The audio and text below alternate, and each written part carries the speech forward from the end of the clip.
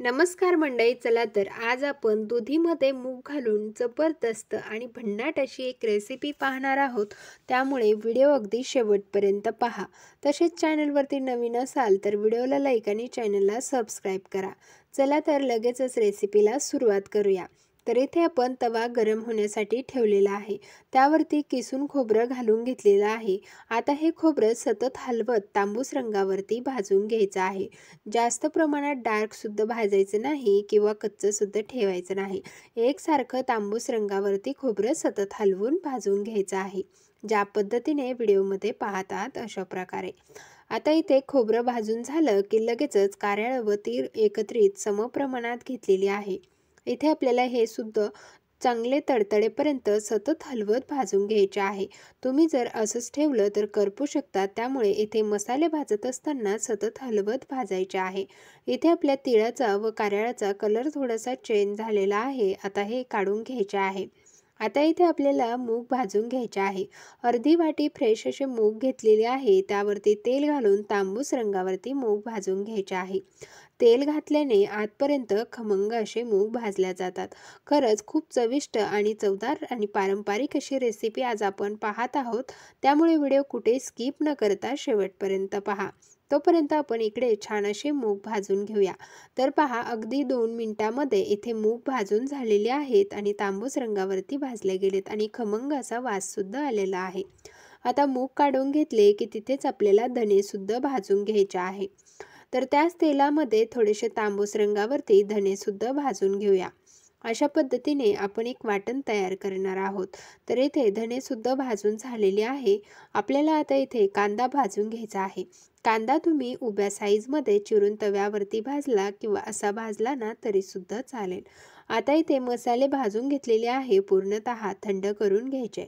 थंड करून घेतल्यानंतर मिक्सरला वाटून घेतलेले आहेत. तर हे सर्व मसाले एकत्रित वाटून पाणी घालून बारीक वाटून घेतले. त्यानंतर आपल्याला इथे भोपळं चिरून घ्यायचं आहे. तर पहा, अशा पद्धतीने इथे आपण भोपळा चिरून घेतलेला आहे. तर सुरुवातीलाच भोपळा आपल्याला स्वच्छ वरतून धुवून घ्यायचा आहे. नंतर ना आतमध्ये जर भोपळा धुतला ना तर त्याची चव कमी होते. त्यामुळे भोपळा वरतून स्वच्छ धुवून घ्यायचा. त्यानंतर अजिबात भोपळ्यामध्ये पाणी घालायचं नाही. तर छान असा याच पद्धतीने सर्व दुधी आपण चिरून घेऊया. तर यापासून जी काही रेसिपी आपण पाहणार आहोत ना ती अगदी पारंपरिक आहे आणि म्हणजे पारंपरिक पद्धतीनेच मी तुम्हाला दाखवणार आहे. पण बऱ्याच जणांना ही रेसिपी माहीत नाही. त्यामुळे तुमच्यासाठी, ज्यांना माहीत नसेल त्यांच्यासाठी ही रेसिपी खूप युजफुल ठरणार आहे. त्यामुळे व्हिडिओ ना सगळ्यांनी शेवटपर्यंत पाहायचा आहे. तर पहा, इथे आपण एकसारखा मस्त असा दुधी कट करून घेतलेला आहे. दुधी शिजण्यासाठी फारसा वेळ लागत नाही. त्यामुळे पहा, इथे आपण हा दुधी चिरून घेतला. त्यामध्ये भाजून घेतलेले मूग जे आहेत ना ते यामध्ये घालून घ्यायचे आहे. आता याचं पुढे काय करायचे ते तर तुम्हाला मी सांगतेच. पण चला, इथे आपण हे मूग यामध्ये टाकून घेतलेले आहे. आता आपला मसाला तयार आहे, मूग तयार आहेत. आता इथे आपल्याला कढई ठेवायची आहे.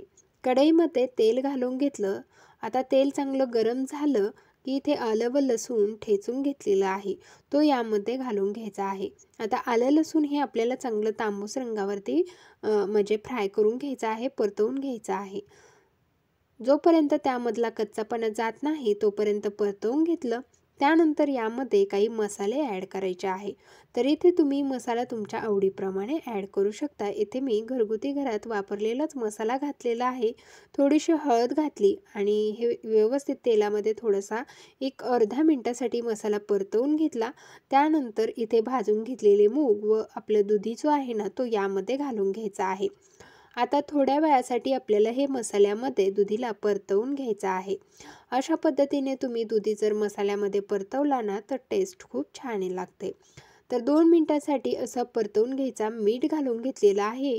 म्हणजे प्रत्येक फोडीमध्ये मीठ छान लागलं जातं आणि त्यामुळे आपण जी कोणती भाजी बनवतोय त्या भाजीला टेस्ट जबरदस्त येते. तर चला, तुम्हाला इथे सांगूनच टाकते. तर आज आपण दुधीमध्ये मूग भाजून घालतात आणि ती पारंपरिक पद्धतीची भाजी मी आज तुमच्यासोबत शेअर केलेली आहे. त्यासाठी पारंपरिक पद्धतीनेच आज आपण वाटणसुद्धा तयार केलेलं आहे आणि तेच वाटण आता यामध्ये घालून घेतले. अगदी 1 ते 2 मिनिटांसाठी असं परतवून घ्यायचं आहे आणि नंतर यामध्ये आपल्याला पाणी घालून घ्यायचं आहे. तर पहा 1 ते 2 मिनिटासाठी मसाला चांगला परतवून घेतला आणि त्यानंतर आवश्यकतेनुसार यामध्ये पाणी घालून घ्यायचं आहे. कारण आपल्याला यामध्ये घातलेले मूग तसंच आपलं जे दुधी आहे तो सुद्धा शिजल्या जायला पाहिजे. या अशा हिशोबाने आपल्याला पाणी घालायचं आहे आणि विशेष करून भाजी खूप घट्ट होणार नाही अशा पद्धतीने यामध्ये पाणी घालून घ्यायचं.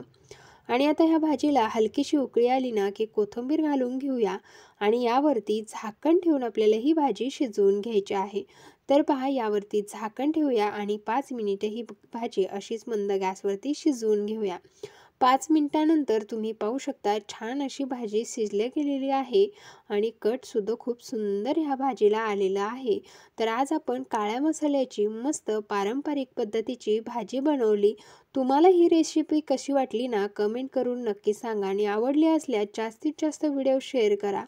तसेच चॅनलला जर सबस्क्राईब करायला विसरला असाल तर सबस्क्राईब करा. बेल आयकॉनला ऑन करून ठेवा म्हणजे पुढील येणाऱ्या रेसिपीचे नोटिफिकेशन मिळेल. चला तर धन्यवाद.